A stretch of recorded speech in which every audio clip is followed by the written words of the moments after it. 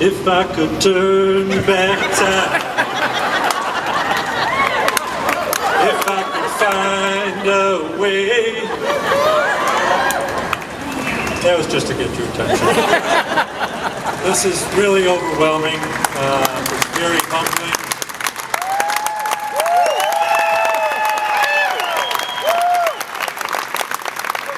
And I know what you're all thinking. John, you look so young and healthy. Why are you retiring? Or John, you're really young and handsome.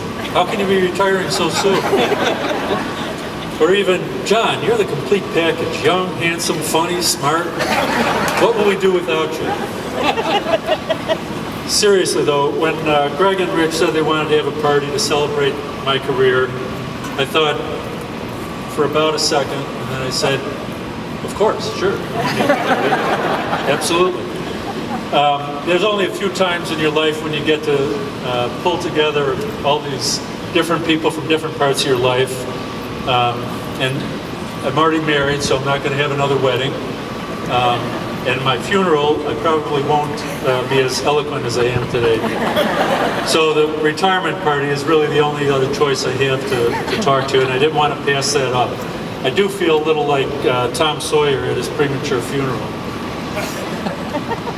But I really wanted to have, like I say, have this opportunity to tell you all what you meant to me, because in some way you've all shaped who I am. For those of you who work with me, you know me as a man of few words, but I hope you'll indulge me for the next 10 minutes or so as I step a little bit outside my comfort zone with some sports analogies, some song lyrics, and a few movie lines. And of course I have to start by thanking a few very special people. First, I thank my smoking hot wife, Tammy Quinlan.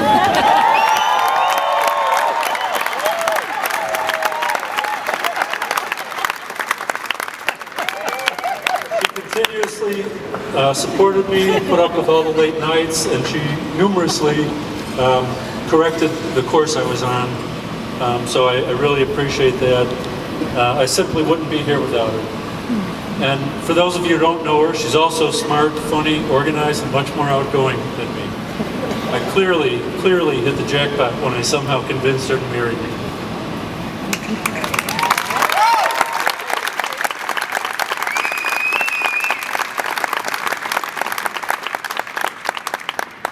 How lucky can one guy be? I kissed her and she kissed me. Like a fellow once said, ain't that a kick in the head? I'm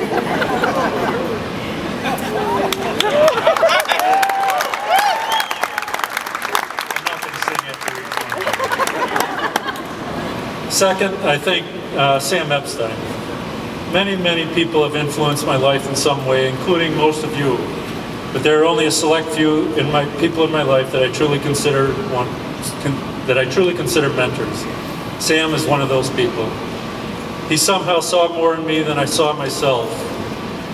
I recently heard it described as identifying the superpower in others, and I think it may be the greatest skill a leader can have. I had worked for several other design firms before I came to Epstein Ewan, and they were all good firms, but I can't tell you how at home I felt once I joined this firm. I got to put the mic down for a minute.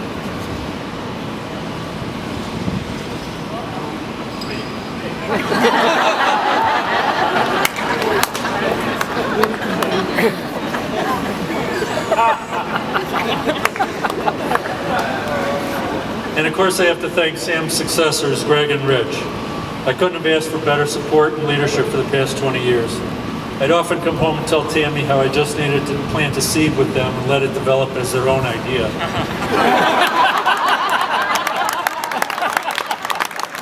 But the truth is, I've always really considered myself incredibly lucky to be in their midst. Kevin Costner had a line in the movie JFK where he says, they were a different kind of smart. And that's how I always felt around Greg and Rich. By the way, I'm sure they'll appreciate being compared to the Kennedy brothers. I hope I was at least the John Paxson to their Michael Jordan and Scottie Pippen. Okay, how about the John Entwistle to their Pete Townsend and Keith Moon? All right, fine. How about the Jordy Nelson to their Aaron Rodgers and Mike McCarthy?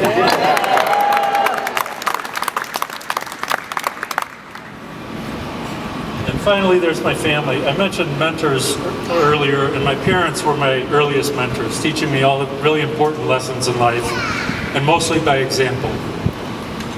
My dad is no longer with us, but my mom is here today.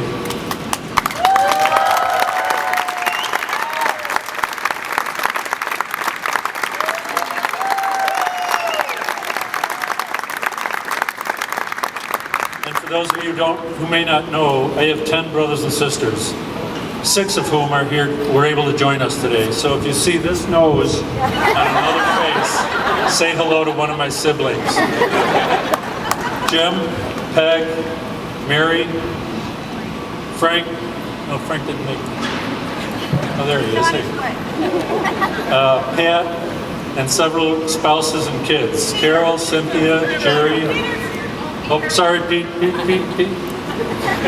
John, Grace, Marie, Tara, and Amelia. Thanks for coming, everybody.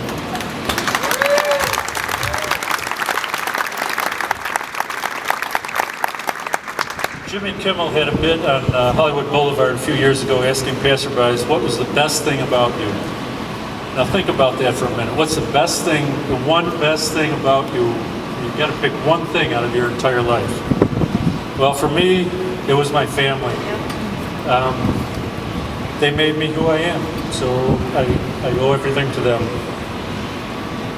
And speaking of who I am, I've been a project manager, a studio director, director of operations, and practice lead. I've played Elvis, I've played Blue Man, I've played Tundra Man, I've even played John Belushi playing Joe Cocker. But my most important role so far has been Dad.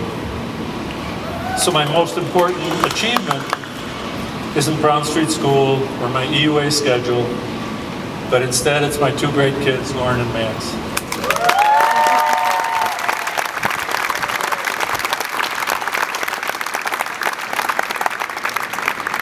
I often told them how I was supplementing their education, but I honestly could never have imagined how rewarding that part of my life would be. All right, back to EUA.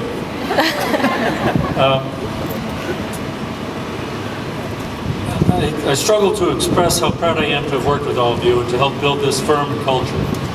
But over time, I came to see my role as EUA as a kind of a utility player. I was pretty good at a lot of things. Unfortunately, that generally means I wasn't the best at any one thing. Eventually, I figured I could be the best utility player, though, filling in wherever we had a need, because I could do a lot of things pretty well. I was pretty good at understanding how buildings go together. I was pretty good at evaluating and allocating resources. I understood the business of architecture. And I was pretty good at assessing and dealing with risk and liability issues. And I love architecture. I love the creative process. I love seeing a concept turn into reality. I love the construction process. And I really, really love helping to develop young architects. If you were to ask me if I'd rather sleep with Susan Sarandon or help develop young architects, well, I'd have to pick Susan Sarandon. But I look out at a Teresa or a Jenny or a Charlie or a Scott Kindness, and I'm proud to think I had even some small part of their brilliant trajectory. There's a line in my favorite movie, It's a Wonderful Life, where Clarence says, "Strange, isn't it? Each man's life touches so many other lives."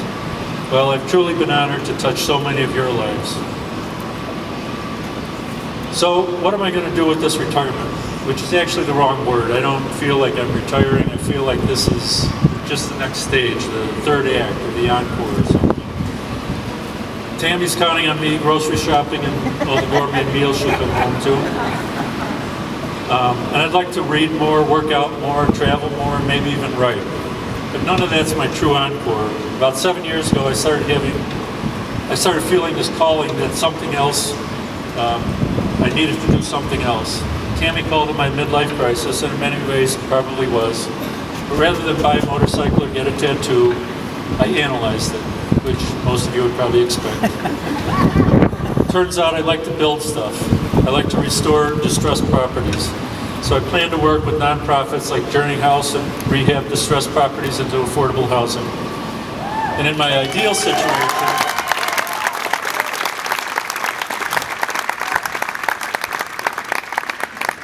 in my perfect world, we'd use these properties to introduce a new generation to the construction and design careers.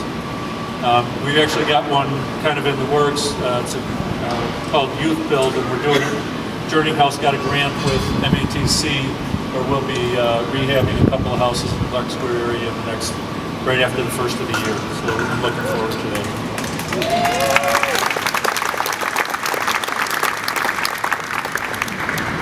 The truth is, I've lived a cinnamon-flavored life.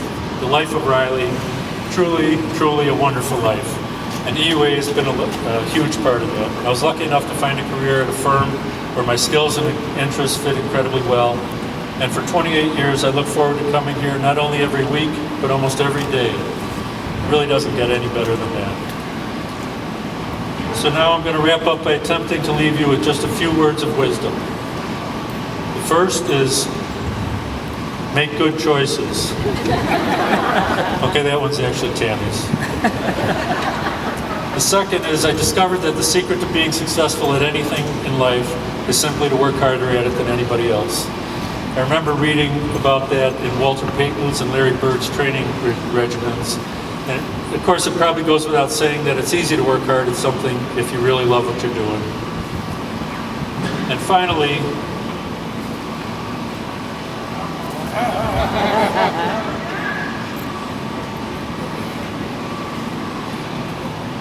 if you fail to plan, you plan to fail.